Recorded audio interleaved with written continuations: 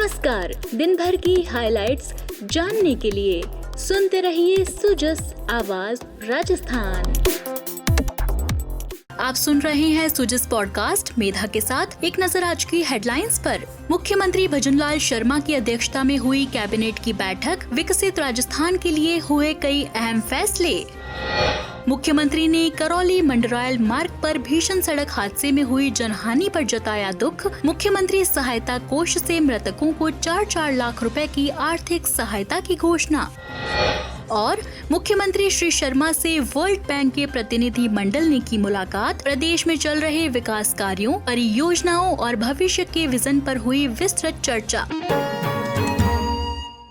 और अब सुनिए खबरें विस्तार से। मुख्यमंत्री भजनलाल शर्मा की अध्यक्षता में आज जयपुर में कैबिनेट की बैठक हुई। इस बैठक में कई अहम फैसले लिए गए। कैबिनेट बैठक में उप मुख्यमंत्री प्रेमचंद बैरवा, राज्यवर्धन सिंह राठौड़, गजेंद्र सिंह खीवसर, मदन दिलावर, जोगाराम पटेल सहित अन्य मंत्रीगण और उच्च अधिकारी मौजूद रहे। कैबिनेट बैठक के दौरान प्रेस कॉन्फ्रेंस को संबोधित करते हुए उप मुख्यमंत्री प्रेमचंद बैरवा ने कहा कि विकसित राजस्थान की दिशा में राज्य सरकार कृत संकल्पित है। उच्च शिक्षा में हमने 3 नामांकन जो किए गए हैं, उनमें है राज्य सरकार द्वारा प्रोक्त राजकीय महाविद्यालय शाहबाद चूरू का नामांकन किया गया है। श्रीमती सोनी देवी चाचान राजकीय महाविद्यालय शाहबाद की स्वीकृति कैबिनेट द्वारा दी गई है। दूसरी, शांति देवी उदयराज गांधी राजकीय महाविद्यालय धोरी समन्ना की स्वीकृति कैबिनेट द्वारा दी गई है।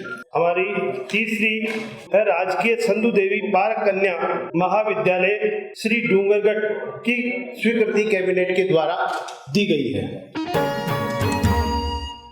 वहीं कैबिनेट मंत्री राज्यवर्धन सिंह राठौड़ ने प्रेस कॉन्फ्रेंस में बताया कि बैठक में राजस्थान को बिजली उत्पादन में आत्मनिर्भर बनाने की दिशा में अहम फैसले लिए गए हैं, जिससे प्रदेश में तकरीबन 2 लाख करोड़ के इन्वेस्टमेंट आएंगे। साथ ही सौर ऊर्जा के क्षेत्र में भी विकास होगा। साथ ही राज्य में हवाई पट्टियों के विस्तार को लेकर भी विस्तृत में चर्चा की गई। साथ ही कई जगहों पर ग्रीन फील्ड एयरपोर्ट बनाए जाएंगे। वहीं युवाओं को सौगात देते हुए 3 फ्लाइंग स्कूल खोलने का भी निर्णय लिया गया।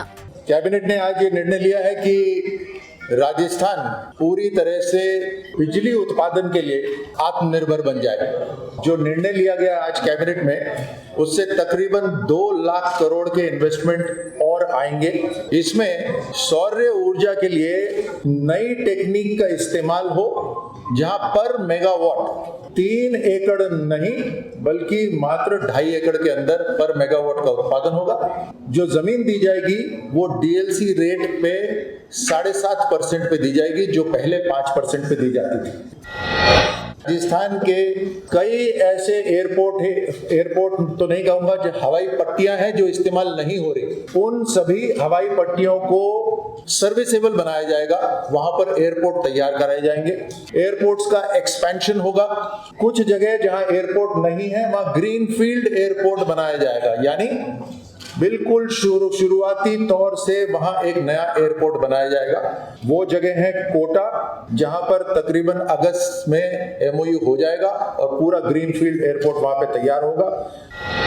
युवाओं के लिए खास तौर से अच्छी खबर है कि हम फ्लाइंग स्कूल्स राजस्थान के अंदर खोल रहे हैं। 3 एविएशन के फ्लाइंग स्कूल्स होंगे किशनगढ़ के अंदर, भीलवाड़ा के अंदर और कोशिश है कि झालावाड़ के अंदर। नई नागरिक उड्डयन पॉलिसी में है कि जयपुर में एक एरो सिटी तैयार होगा और एरो सिटी के अंदर होटल्स होंगे, कॉन्फ्रेंस हॉल्स होंगे, रेस्टोरेंट्स होंगे, बहुत सारा इंफ्रास्ट्रक्चर तैयार होगा। उससे रोजगार बड़े पैमाने पे यहाँ पर शुरू होगा। उसके साथ साथ राजस्थान के अंदर कुछ हवाई अड्डे ऐसे होंगे जहाँ पर कार्गो सर्विसेज शुरू करे जाएंगे। उससे बिजनेस को बढ़ावा मिलेगा और उसके साथ साथ रोजगार भी यहाँ पर उत्पन्न होगा। रेवेन्यू जनरेशन भी राजस्थान के लिए होगा। इसी क्रम में मंत्री जोगाराम पटेल ने कहा कि गांधी संग्रहालय और वाटिका को यथावत रखा जाएगा, लेकिन अनुचित प्रावधानों के चलते ट्रस्ट के लिए बने गांधी वाटिका न्यास अधिनियम 2023 को समाप्त करने की मंजूरी कैबिनेट बैठक में ली गई है। गांधी संग्रहालय के नाम से, गांधी वाटिका के नाम से जो संग्रहालय स्थापित हुआ है, वो संग्रहालय इसी तरह से अपना काम करता रहेगा।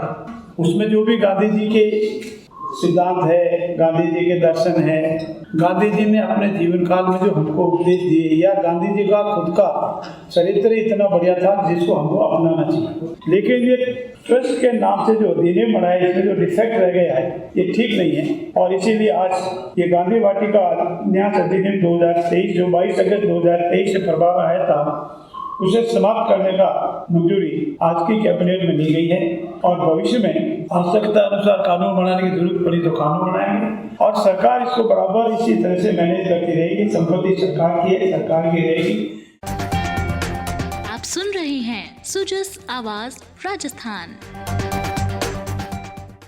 बढ़ते हैं आगे। मुख्यमंत्री भजनलाल शर्मा से मुख्यमंत्री आवास पर वर्ल्ड बैंक के प्रतिनिधि मंडल ने मुलाकात की। मुख्यमंत्री ने प्रतिनिधि मंडल के सदस्यों के साथ प्रदेश में सड़क, बिजली, नगरीय विकास और परिवहन क्षेत्र के विषयों पर विस्तृत में चर्चा की। इस दौरान प्रदेश के विकास में वर्ल्ड बैंक की भूमिका को लेकर भी विस्तार से चर्चा की गई। मुख्यमंत्री श्री शर्मा ने प्रतिनिधि मंडल के सदस्यों के साथ राज्य में चल रही परियोजनाओं और विभिन्न सेक्टरों में किए जा रहे विकास कार्यों सहित भविष्य के विजन की जानकारी साझा की।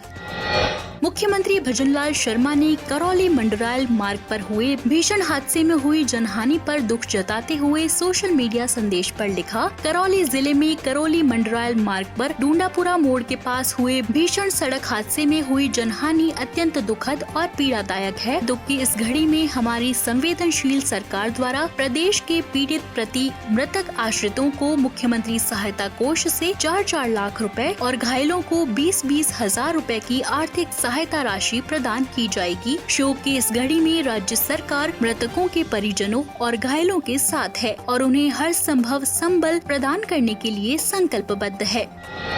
पशुपालन, गोपालन और डेयरी मंत्री जोराराम कुमावत ने कहा कि हेल्पलाइन योजना महिलाओं के सशक्तिकरण की दिशा में सरकार की एक और पहल है। इस योजना का उद्देश्य स्वास्थ्य और पशुधन उत्पादन के विस्तार के लिए मान्यता प्राप्त अभिकर्ता को स्थापित करना है। श्री कुमावत ग्रामीण और शहरी क्षेत्रों के पशुपालकों को पशु चिकित्सा संबंधी समस्याओं से निजात दिलाने के लिए हेल्पलाइन योजना के शुभारंभ कार्यक्रम को संबोधित कर रहे थे। उन्होंने कहा कि यह योजना केंद्रीय मत्स्य पालन, पशुपालन और डेयरी मंत्रालय और ग्रामीण विकास मंत्रालय की संयुक्त पहल है। उत्तर भारत में इस योजना को लागू करने वाला राजस्थान दूसरा प्रदेश है। वर्तमान में यह योजना देश के 11 राज्यों में संचालित है। यह योजना महिलाओं को सशक्त बनाने की दिशा में एक और अभिनव पहल है।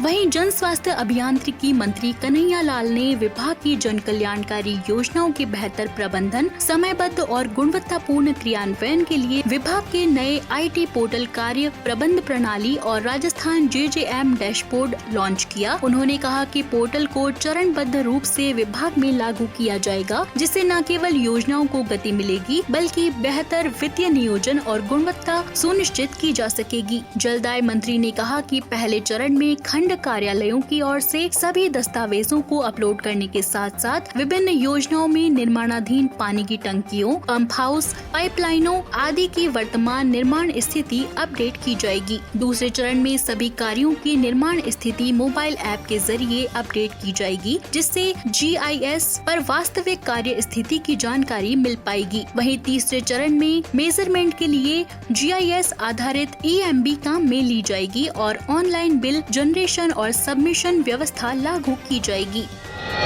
महिला एवं बाल विकास के शासन सचिव डॉक्टर मोहनलाल यादव ने बताया कि राज्य में 1 से 15 जुलाई तक आंगनबाड़ी चलो अभियान शुरू किया गया है। शासन सचिव ने बताया कि उप मुख्यमंत्री और महिला एवं बाल विकास मंत्री दिया कुमारी और राज्य मंत्री डॉक्टर मंजू बागमार के निर्देशन में राज्य में आंगनबाड़ी केंद्रों को सुदृढ़ बनाने के लगातार प्रयास किए जा रहे हैं। उन्होंने बताया कि निदेशालय समेकित बाल विकास सेवाओं द्वारा वर्तमान में आंगनबाड़ी केंद्रों पर 3 से 6 साल तक के बच्चों को शाला पूर्ण शिक्षा के तहत खेल खेल में शिक्षा, पौष्टिक आहार, स्वास्थ्य जांच जैसी सेवाएं प्रदान कर रही है, जिससे बच्चों को गुणवत्तापूर्ण शिक्षा मिले, साथ ही उनका समग्र विकास भी हो सके।